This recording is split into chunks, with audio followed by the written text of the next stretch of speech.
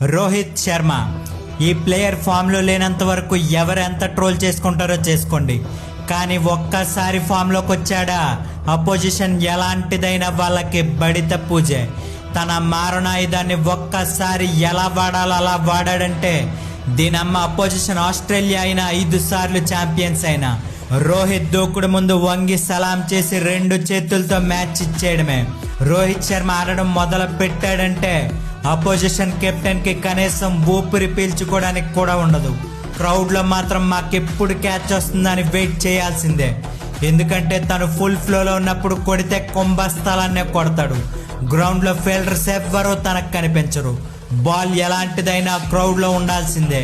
Fans కి తను రోహిత్ శర్మే కావచ్చు, కానీ అపోజిషన్ కి మాత్రం రావణుడు.